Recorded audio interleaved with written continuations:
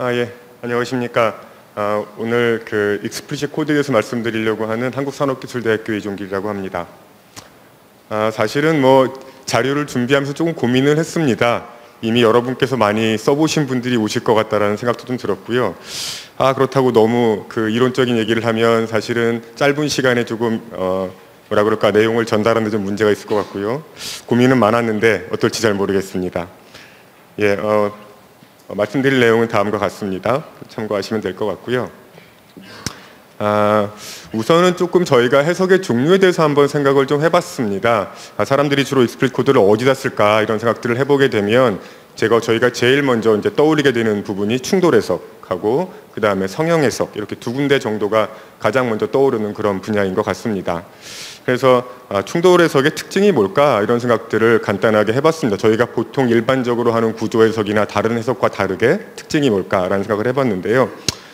첫 번째는 복잡한 접촉 처리 문제가 들어간다라는 겁니다. 뭐 그림에서도 보여드리고 있습니다만 여기 그림은 왜 이렇게 올드한 차를 여기다 넣어놨냐라고 생각할지 모르겠지만 개인적으로 제가 옛날에 이렇게 많이 관여했던 차라서 이런 차를 넣어놨습니다.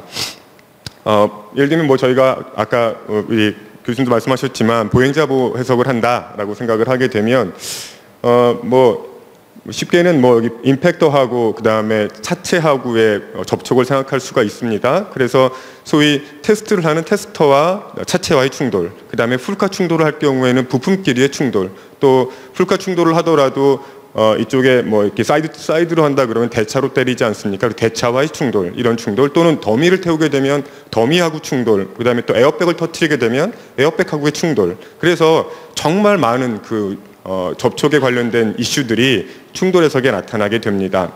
또 하나 특징적인 건 뭐냐면 아시겠지만 뭐 충돌이라는 게 한 200 마이크로세컨드 정도의 모든 이벤트가 다 끝나지 않습니까? 그래서 부품이 이렇게 충돌하면서 그냥 저희가 소위 변형 모드가 두 가지가 섞여서 나타난다는 거죠. 하나는 실제로 늘어나고 줄어드는 거 하나 있고요. 또 하나는 늘어나고 줄어들지 않으면서 꺾여서 소위 강체 운동을 하는 모드가 같이 나타나게 됩니다. 그래서 이 두 가지가 섞여 있다라는 게 또 특징적인 이야기가 됩니다. 소위 대변형의 그 다음에 라지 변형 뭐죠? 디스플레이스먼트가 큰 그런 문제라고 볼 수가 있습니다. 또 하나는 뭐 이거는 뭐 충돌 해석만의 특징은 아닙니다만 당연히 이게 동적인 현상들이 반영되어야 하는 그런 문제라고 생각할 수가 있습니다.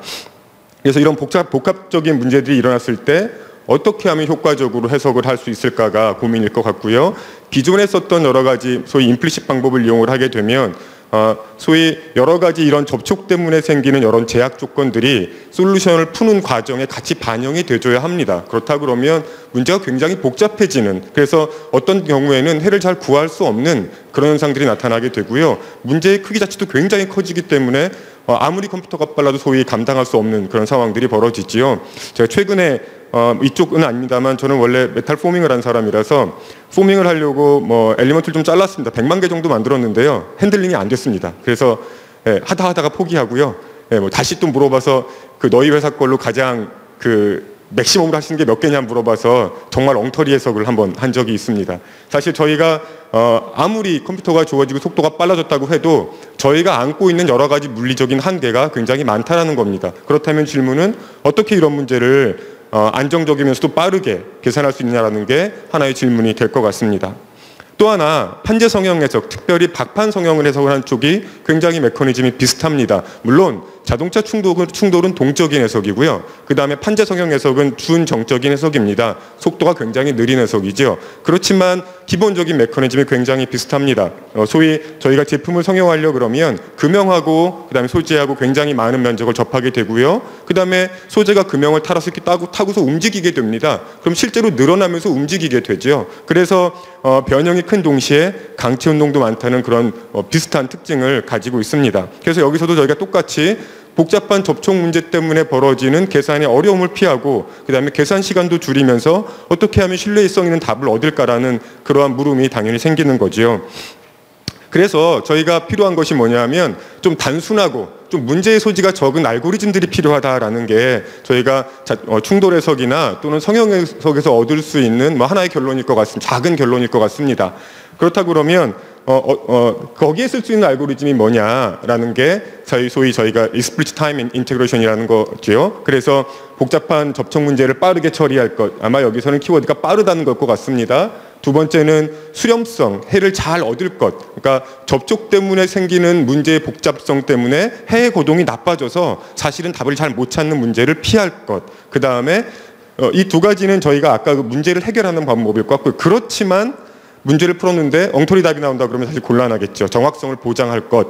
그 다음에 해석 시에 물리적인 여러 가지 제약들, 컴퓨터의 용량의 한계 같은 것들을 피해갈 수 있을 것. 이런 것이죠. 그래서 현재까지 나와 있는 방법들 중에 이런 분야에 그래도 가장 적용이 용이한 방법이 소위 익스플릿 방법이 되겠습니다. 그 다음에 오늘 메인 주제가 사실은 익스플리시트 방법이 되는 건데 갑자기 왜 엉뚱하게 응력 변형률 얘기도 나오고 갑자기 왜 엘리먼트 얘기도 나오냐라고 혹시 여러분 조금 의아해하실 것 같은데요.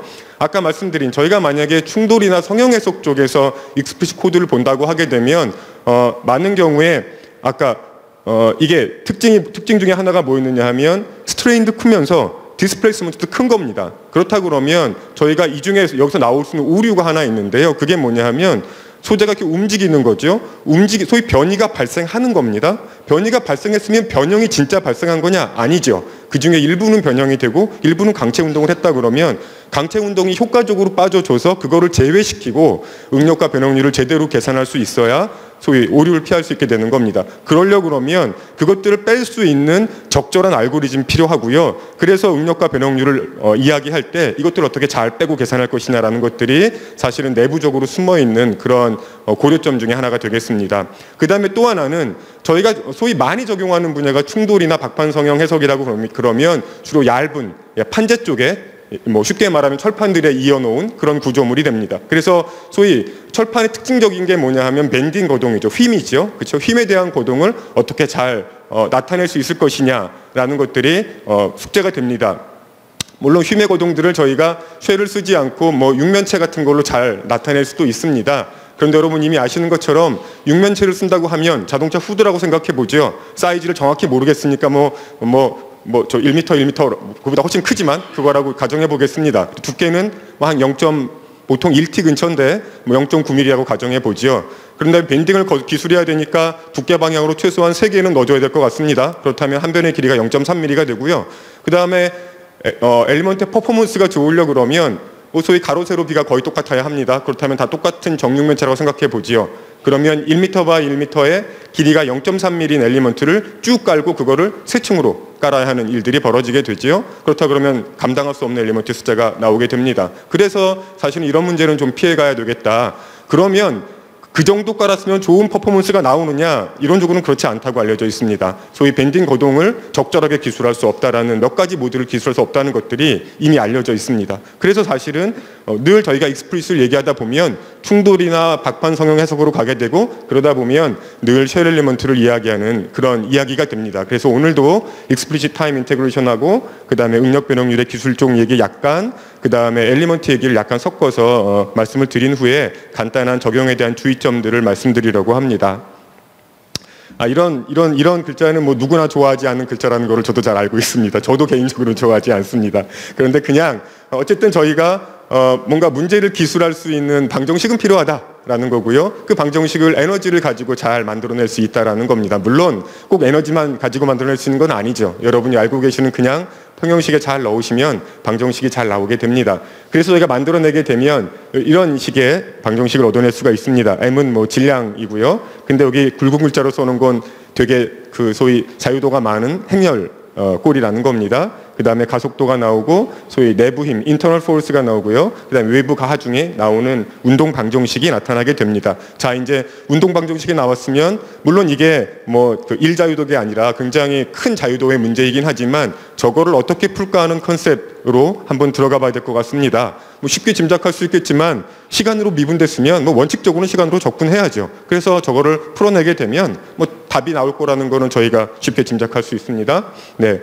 복잡한 얘기, 이것도 별로 안 좋아지시는 얘기일 것 같아서, 네. 내부 하중이라는 거는 결과적으로 응력과 연관이 있게 됩니다. 여기 이 얘기를, 복잡한 얘기를 그냥 간단하게 몇 글자를 써놔 드린 건 사실 이 안에도 몇 가지 이슈는 좀 있습니다. 저희가 응력이라고 얘기했지만, 어떤 응력을 쓸 거냐라는 부분들도 저희가 가끔은 이슈가 되는 부분들이기도 합니다. 뭐 여러분 다 아시는 것처럼 응력이란 건 결과적으로는 형상하고 지금 현재 형상이 어떠냐라는 거 하고 그럼 하중은 어떤데 이 두 가지를 가지고 조합된 양이 사실은 응력으로 표현되는 그런 양입니다. 그러면 처음 형상, 나중 형상, 그다음에 처음 하중 벡터, 나중 하중 벡터 이런 것들이 있죠. 이거를 어떻게 조합하느냐에 따라서 여러분이 알고 계시는 정말 이름도 이상한 수많은 능력들이 나타나게 되지요. 예, 이런 것들 중에 적절한 것들로 이제 이 소위 식들이 만들어지게 되는 겁니다. 그래서 소위 저희가 아까 말씀드린 뭐 속은 좀 복잡하게 생겼지만 사실은 솔직하게는 속은 저희가 알 바 아니죠. 저희는 쓰는 사람이니까 만드는 사람들이 적절한 걸 넣어서 만들었으리라고 생각이 되고요. 쓰는 사람 입장에서는 자 이제 그럼 이걸 어떻게 풀 거냐라는 게 우리의 고민 사항이 될 것 같습니다. 크게 두 가지 방법이 있습니다. 물론 저희가 시간적 분법을 설명하라고 하면 굉장히 여러 가지 설명들이 있습니다. 복잡한 뭐 미분 방정식의 타입이 어떠니 뭐 이런 얘기들이 굉장히 많이 있습니다. 그런데 그런 얘기는 서로 불편한 얘기가 되지 않겠습니까? 그래서 그냥 직관적인 얘기를 하도록 하겠습니다. 결과적으로는 저희가 implicit time integration하고 explicit time integration에 가게 되는데 저는 사실은 그냥 직관적으로는 최적화라는 말을 해드리고 싶습니다. 저희가 어떤 스텝에서 최적화된 답을 구한다라고 하게 되면 아마 implicit이라고 생각하셔도 크게 틀리지 않을 것 같고요. 최적화 과정을 거치지 않는다라고 하게 되면 아마 그냥 여러분께서 explicit이라고 생각하셔도 크게 다르지 않을 것 같습니다. 그러다 보니까 저희가 어느 스텝에서 평형식을 세울 거냐 이런 것들도 좀 갈라지게 되고요. 그 다음에 최적화하다 보니까 답을 찾기 위한 여러 가지 복잡한 과정들을 거칠 거냐 아주 단순하게 갈 거냐라는 이야기가 되겠죠. 제가 그냥 그림을 하나 넣어놨습니다. 하나는 제가 많이 인용하는 그림인데요. 하나는 말입니다. 말인데 이렇게 그림 보이시면 이렇게 눈을 가렸습니다. 말을 몰고 갑니다. 말은요 저렇게 눈을 가린 말은 아주 근시안적으로 앞에 일부밖에 볼 수가 없습니다.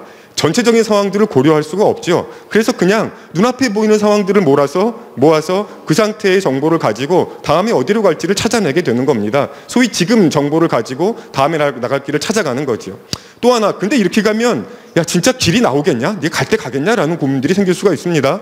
사실은 어떻게 해야 좋은 답이냐 하면 뭐 요즘에 뭐 하다못해 구글 맵을 찾으시든지 뭐 네이버를 찾으시든지 해서 지도를 쫙 보고 어느 길이 좋은 거니까 어떻게 하면 건물을 피해 갈까 여기 이렇게 길을 쫙 재봐서 어떻게 하면 시간이 제일 적게 걸릴까 이런 것들을 재봐야 합니다. 소위 최적화 과정을 거쳐야 좋은 답이 되는 거지요. 그래서 그런데 만약에 저희가 이렇게 눈 가리고 간다 그러면 이런 거죠. 지금 현재 정보를 가지고 발걸음을 떼어야 되겠는데 저는 여러 가지 정보를 보지 않았습니다. 그렇다 보니까 무리하면 안 됩니다. 발걸음을 많이 뛰면 잘못하면 삼천포로 갑니다. 그러니까 이게 최적화가 안 돼 있으니까 야 좋은데 조금씩 가 이렇게 말을 해줘야 되는 거겠죠. 그래서 소위 저희가 익스플리시트 코드라는 것들을 저희 직관적인 입장에서 본다 그러면 최적화 아니다 말이다.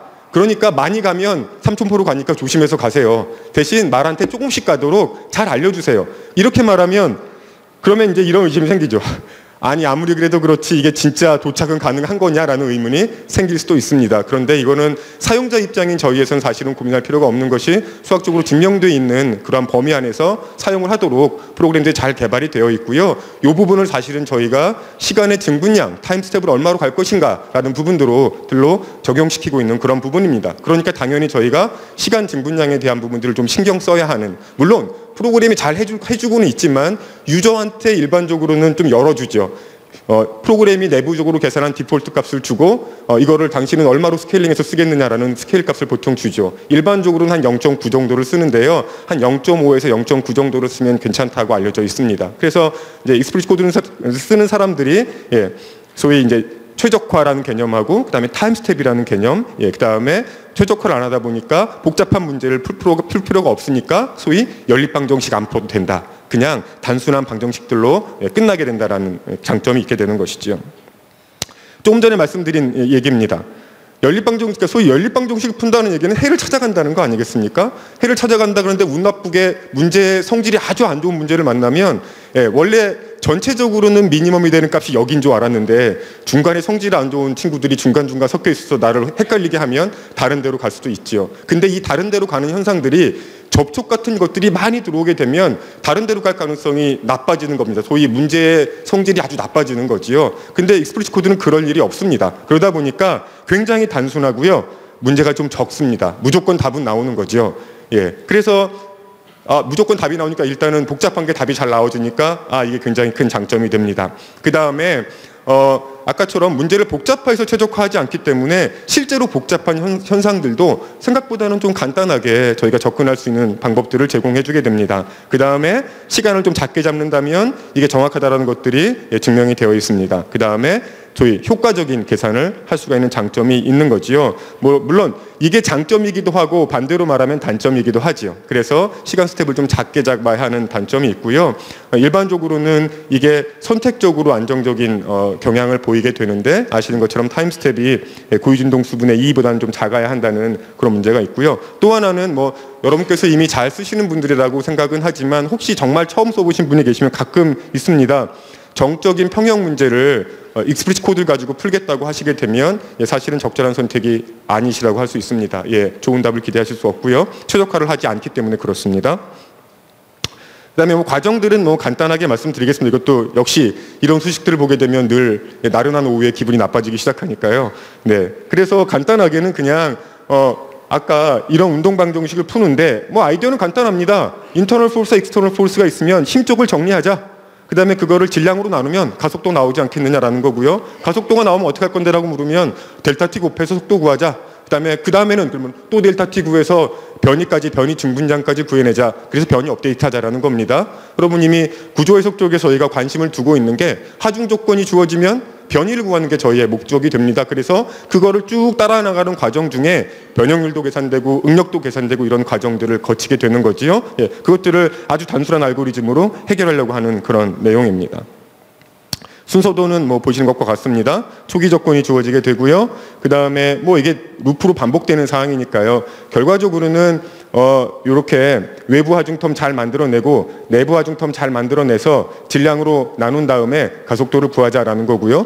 그러다 보니까 당연히 질량은 만약에 이게 지금 행렬인데 역행렬입니다. 저 역행렬이 굉장히 복잡화된다 그러면 이 문제를 푸는 과정 자체가 간단하지 않습니다. 이렇게 풀려지지가 않습니다. 그래서 저 질량은요 대각 쪽에만 질량이 있도록 저희가 보통 럼핑을 합니다. 그래서 저기가 매트릭스로 역행렬을 곱하는 것처럼 돼 있지만 사실은 그냥 하나하나가 커플링 되지 않고 떨어진 형태로 계산을 하게 돼서 실질적으로는 굉장히 간단한 형태로 계산을 하게 됩니다.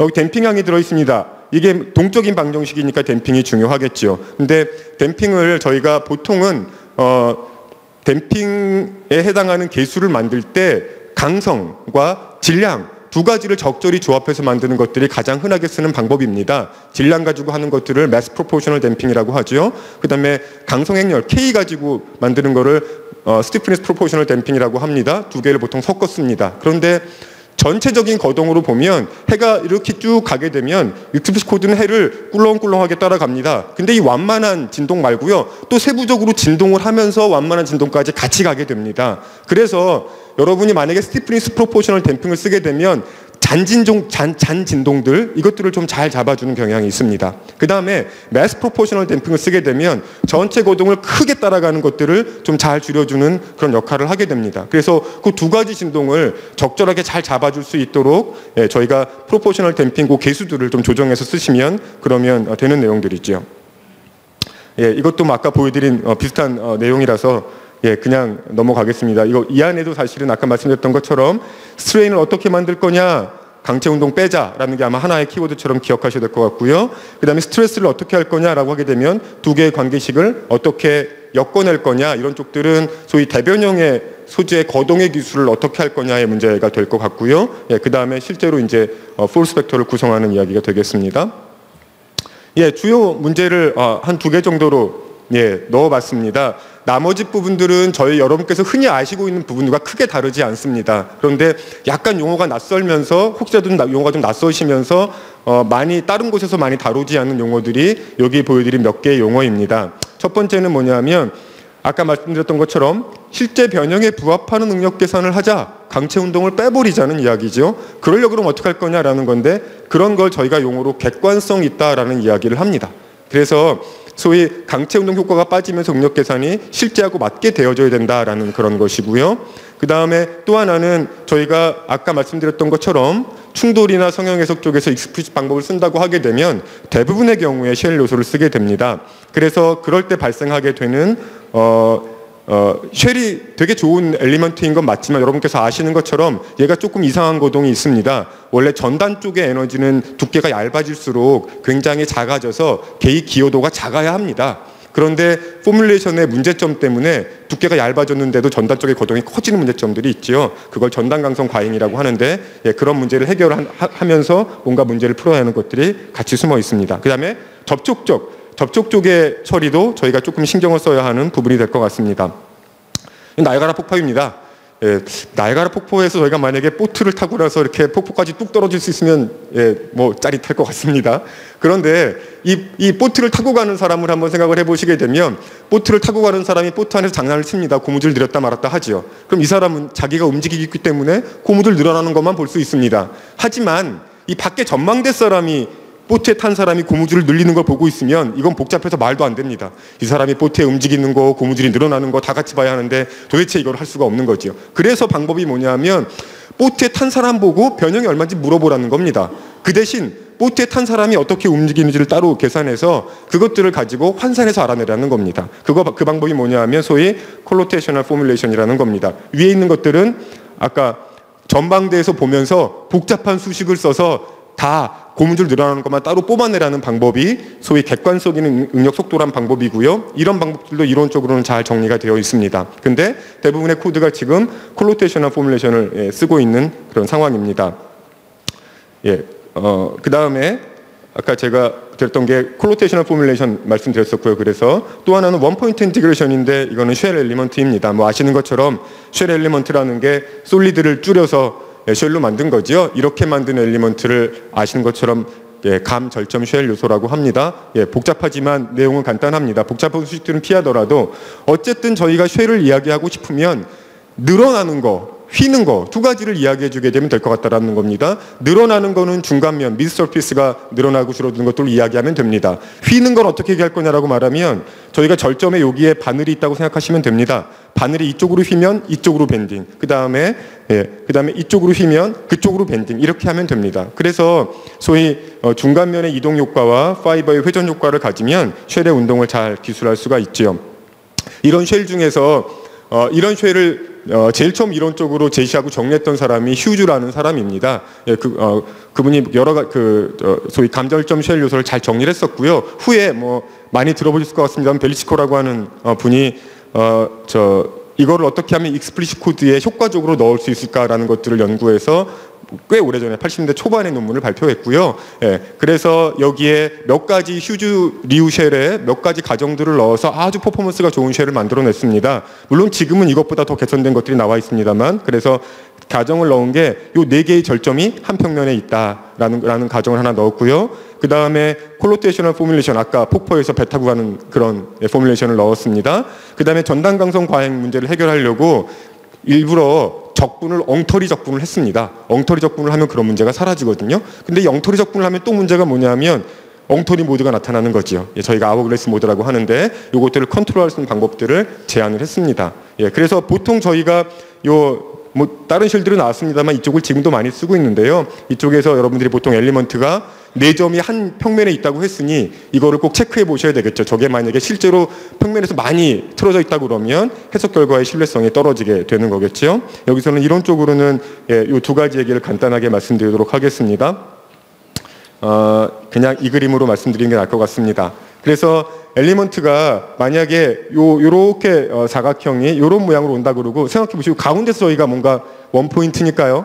가운데 포인트에서 변형을 살핀다고 생각해 보십시오. 그러면 가로축으로 쭉 가면 아무 일도 안 일어났습니다. 그냥 가운데서요 세로축으로 쭉 스위핑을 하면 역시 아무 일도 안 일어났습니다. 그러니까 얘가 뭐라 그러냐면 아무 일도 안 일어났네 이렇게 얘기합니다. 아무 일도 안 일어났으니까 에너지도 없네 이렇게 됩니다. 그런데 실제로는요 이런 모양으로 변형을 한 거죠. 그러니까 변형 쪽에서 에너지 쪽에서 디텍트 되지 않는 변형이 일어난 겁니다. 다시 말하면 이게 식에 반영되지 않은 거죠. 그러니까 지 맘대로 막 변형이 일어나는, 근데 실제로 문제를 푸는 과정 중에는 전혀 반영되지 않은 일들이 일어나게 됩니다. 이거를 저희가 아워글래스 모드라고 하지요. 두 개를 합쳐놓으면 모래시계처럼 생겨서요. 그래서 요거를 어떻게 컨트롤할 것인가 라는 문제를 두고 있다가 벨리치코가 제안한 게 뭐냐 하면 요런 모드가 되는 것들만 따로 추려내서 요런 변이 모드만 따로 추려내서 이걸 가지고 스트레인과 스트레스를 따로따로 만들어주자. 그리고 그거를 추가시켜주자. 문제 푸는 데다가 에너지에다가 라는 거죠. 아까 말씀드린 인터널 폴스텀에 넣어주자라는 겁니다. 그래서 걔네들을 잘 컨트롤할 수 있도록 식을 제한했고요. 여기에 얘네들을 인위적으로 조정할 수 있는 몇 개의 파라미터들을 줬습니다. 그래서 보통은 0.01에서 0.05 정도의 값들을 사용하고 있습니다. 그 다음에 시간 증분량 말씀드렸던 것처럼 발걸음 조심해서 가야 하죠. 디폴트 값들이 잘 주어져 있는데 중요한 건 보통 쉘을 쓸 때 요소의 크기, 그 다음에 탄성 계수, 밀도 요 정도가 그 타임 스텝을 조정하는 중요한 팩터가 되지요. 그래서 식을 보시면 뭘 키우고 뭘 작게 하게 되면 타임 스텝이 작아질 것이다, 커질 것이다 라는 것들을 저희가 간단하게 짐작해 볼 수 있습니다.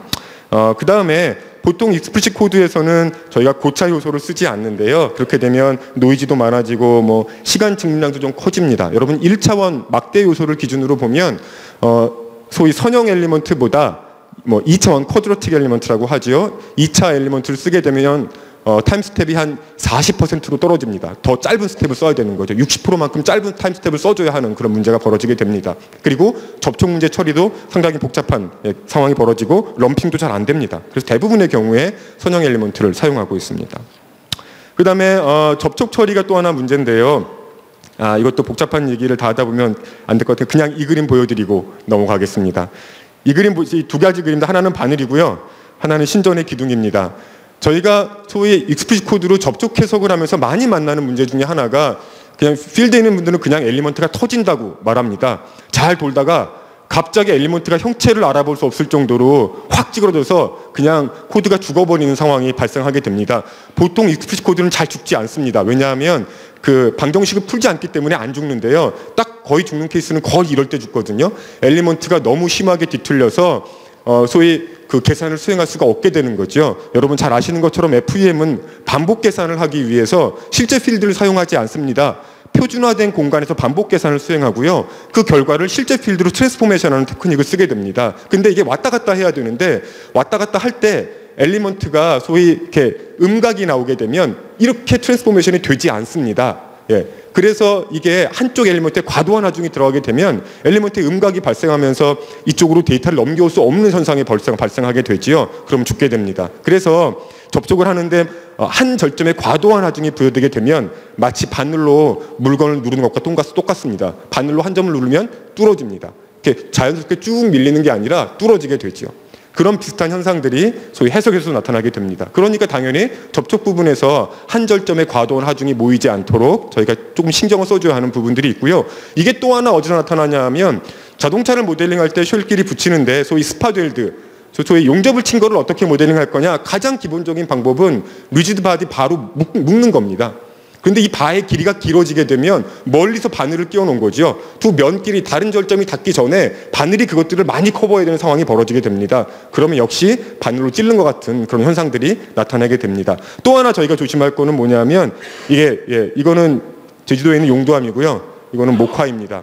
만약에 목화와 용도암이 부딪히는 것들을 시뮬레이션 하겠다. 이거 별로 할 만한 짓이 아닐 것 같습니다. 왜냐하면 두 개의 물성치 차이가 너무 많이 나기 때문에 그렇습니다. 이거를 저희가 보통 부딪힐 때 페널티 메소드라고 하는 거는 원리적으로 보면 익스플리시트 코드는 파먹게 둡니다. 그냥 파먹게 둡니다. 그 다음에 얼만큼 파먹는지를 파먹은 다음에 봅니다. 그 다음에 파먹은 양만큼 밀어줍니다. 그런데 밀어줄 때 얼마큼 세게 밀어줄까죠? 사실은 작용과 반작용을 생각하시면 같은 힘으로 밀어줘야 하는데요. 그 힘을 받을 때 바위는요, 한 점을 밀어줘도 별 타격이 없습니다. 그런데 목화는, 면은, 이 솜은 다릅니다. 그 힘을 받으면 엘리먼트가 찍 늘어나야 되는 상황이 벌어지게 되는 거죠. 말씀드리면 이런 일이 벌어지게 되는 겁니다. 그래서 소위 물성치가 많이 나는 경우에는 좀 인위적인 조절이 필요한 그런 상황들이 벌어지게 됩니다. 정리하겠습니다. 저희가 익스플리시트 코드를 활용해서 문제를 풀 때 뭐 이론들이 쭉 있긴 하지만 지금까지 말씀드린 내용들을 한번 그냥 쭉 써봤습니다. 그래서 해가 진동한다, 적절한 댐핑을 부여하라는 겁니다. 그 소위 강성에 비례하는 소위 댐핑, 그 다음에 질량에 비례하는 댐핑을 적절히 섞어 써야 되겠다. 그 다음에 가끔은 아주 초보인 사람들한테 결과를 갖고 오라 그러면 응력이 사실은 진동하는데 그냥 자기가 원하는 스텝을 그냥 잡아서 옵니다. 사실은 해가 잘 수렴하고 이제 트렌드를 좀 봐주는 것들이 필요하겠지요. 그 다음에 아까 말씀드린 접촉 선택이 좀 잘못됐을 경우에는 과도한 절점력 발생으로 요소망이 붕괴되는 일들이 벌어지게 됩니다. 그 다음에 타임 스텝 중요하지요. 그 다음에 이게 충돌은 이런데 성형 쪽으로 오면 대부분의 것들이 비슷하지만 성형과 충돌의 결정적인 차이는 성형은 속도가 충돌보다 느리다는 겁니다. 그러면 굉장히 작은 타임 스텝으로 느린 거로 해석하라 그러면 이건 날새도 답이 안 나옵니다. 그래서 좀 빠르게 속도를 키우죠. 그래서 저희가 속도를 키우는 일들을 하게 되는데 그 부분도 관속력고를 봐서 보통 에너지 레벨로 한 10,000배 정도를 기준으로 아래쪽으로 쓰셔야 보통은 큰 문제를 일으키지 않습니다. 그 다음에 접촉은 늘 언제나 신경 써야 하는 거고요. 컨택은 페널티뿐만 아니라 컨택 서칭도 중요하기 때문에 접촉이라는 것들을 잘 찾아낼 수 있도록 해주는 알고리즘들이 중요하고요. 가능하면 로컬 서칭과 일부분만 보고 있다가 가끔 전체를 봐주는 것들을 섞어 쓰는 것이 좋습니다. 이거는 그냥 사례인데요. 이거 옛날에 제가 고생하면서 만들었던 프로그램인데 사장됐습니다. 근데 아무튼 뭐 그것들로 했던 간단한 해석들인데 벌써 그림이 찌글찌글하죠. 옛날에 제가 만든 거라 그렇습니다. 그래서 뭐 성형에서도 좀 했던 것들이고요. 이방성, 이거는 사실은 아까 콜로테이션한 포뮬레이션을 쓰게 되면 엘리먼트에 좌표축을 붙인다 그랬는데요. 소위 판재들은 방향별로 성질이 다릅니다. 그러면 그 성질이 다른 축을 표시할 수 있는 좌표계가 필요하지요. 그런 면에서는 폭포에 배 띄운 게 굉장히 좋은 방법이 됩니다. 뭐 여러 가지 해석들을 잘 할 수 있다는 건데 뭐 마이다스 거가 훨씬 제 거보단 당연히 좋을 것 같고요. 아마 또 잘 활용하시면 좋은 결과가 될 것 같습니다. 이상으로 마치도록 하겠습니다. 네.